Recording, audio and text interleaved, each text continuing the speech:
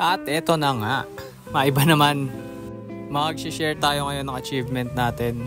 Kasi yung achievement sa pagiging marathoner, matagal pa yun. Baka hindi ko pa matapos eh. Pero wag naman sana.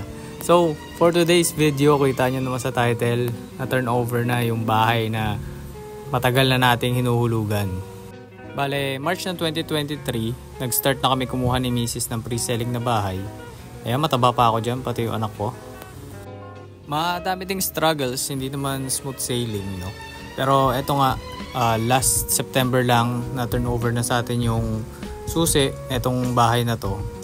2 years ago nung visit namin tong place, wala pang kahit ano dito, talagang lupa lang siya, tsaka mga damo and construction materials.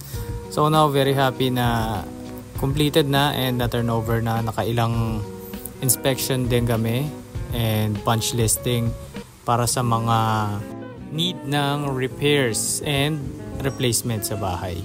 Next video kan siguro gagawin yung details nung mga na-encounter namin during the building process pa lang. Pero sa ngayon, ito gusto ko i-share sa inyo yung magiging journey namin sa paglipat, pagtira dito sa bagong bahay. Also yung renovations kasi kita nyo naman wala pa siyang gate and wala ring bubong yung garahe. Sa ngayon hindi pa kami nakakalipat kasi although may tubig na, wala pa ang connection ng Meralco and wala pang provider ng internet.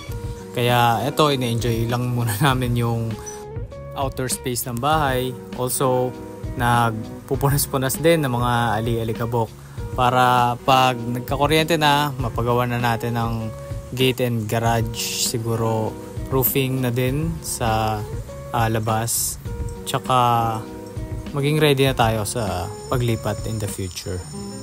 Gusto ko lang ding i-document tong journey na to para meron akong babalikan if ever, kasi yung fitness journey ko hindi ko naman siya na-document and konti lang yung pictures na na-save ko na medyo overweight pa tayo. So ayoko sana maulit yung ganon and para makita rin natin yung progress from turnover phase into a fully renovated na sa future.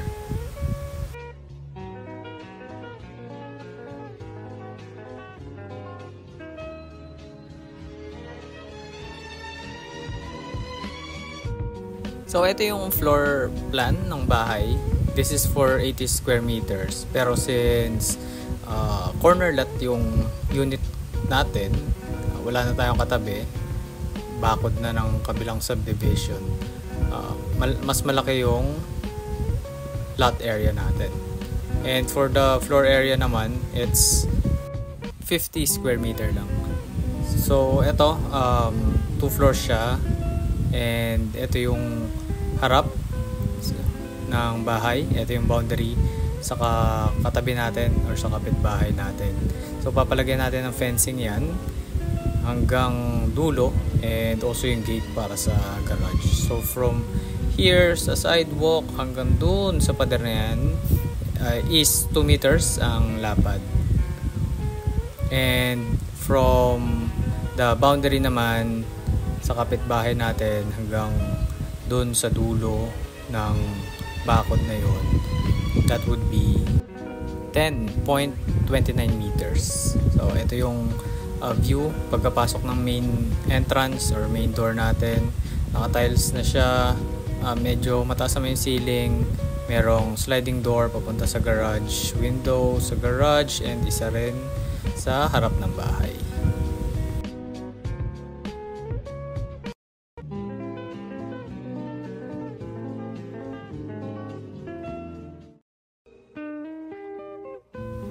Then, ito naman yung window sa likod at ang ating mini kitchen.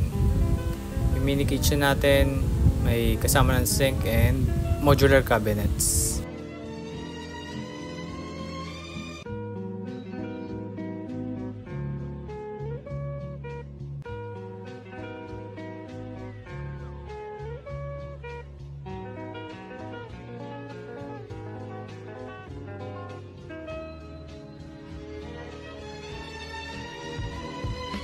Para sa sukat naman sa loob, mula dito sa pader ng ating main door papunta hanggang likod is 5 meters lang.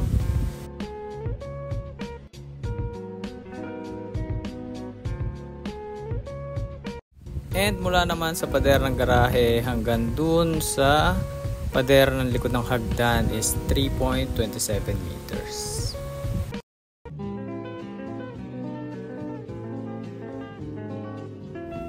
Ito yung mga modular cabinets na kasama. Maliliit lang sila pero soft closing. Siyempre, dadagdagan natin ng storage to kasi hindi magkakasya lahat ng gamit natin dyan. Yung katabi ng sink is provision siya para sa fridge. Then, punta naman tayo sa likod ng bahay. By the way, paglabas mo dito sa garahe, since wala na kaming katabi, at corner lot tayo, ayan, kalsada, dire-diretso na lang. Ito yung pader ng kabilang subdivision. Tapos hanggang dito naman yung boundary natin sa likod bahay natin. Sukat naman na itong pader na to from likod hanggang dun sa sidewalk ulit is 10.07 meters.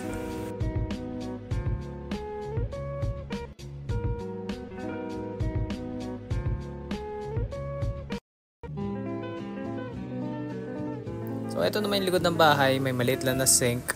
Pwede siyang gawing dirty kitchen or laundry area.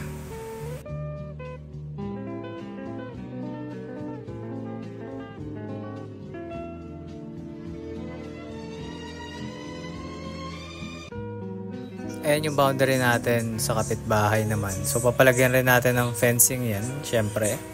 And ang sukat naman from pader hanggang boundary is also 2 meters.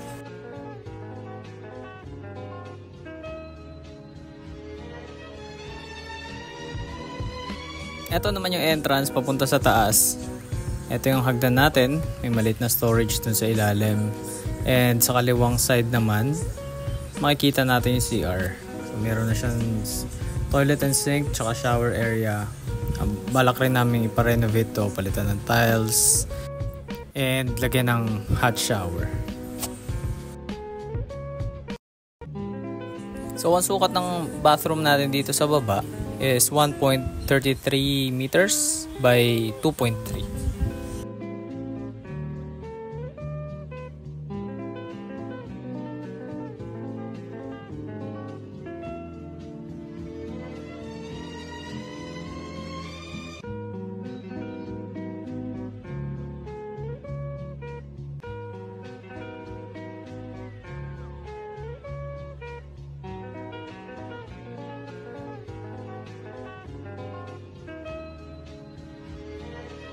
Pagkakit mo naman sa taas, ito yung malaking bintana na nakikita natin sa labas. And ito naman yung floor plan ng second floor. So sa hallway, makikita natin yung 4 na pinto. Bedroom 1, una sa kanan. This is only 2.2 by 2.3 meters. So may provision naman ng aircon, maliit na window, outlet.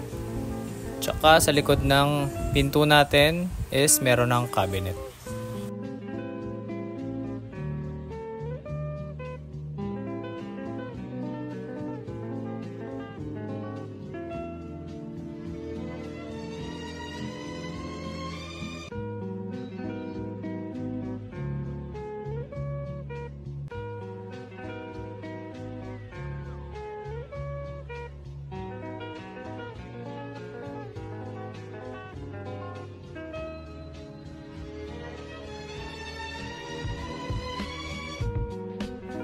Bale, itong second floor, naka-vinyl floorings na siya lahat ng rooms, tsaka yung hallway.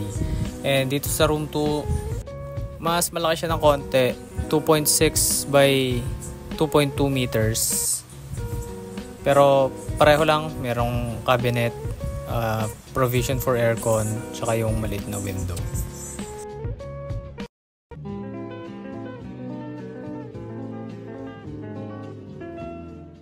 And yung last room natin nandun sa dulo sa kaliwa.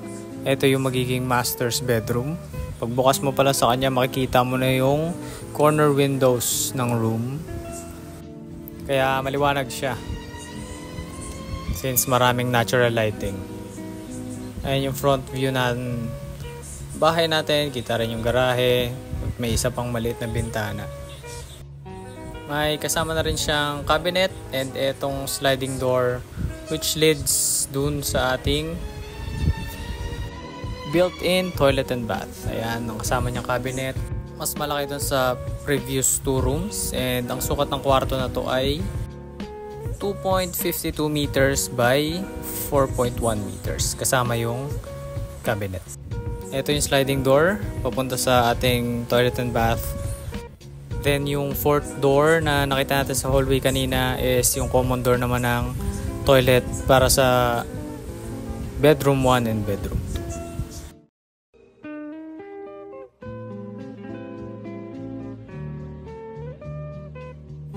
Siyempre papalagyan rin natin ng hot shower to, tsaka paparenovate natin yung tiles.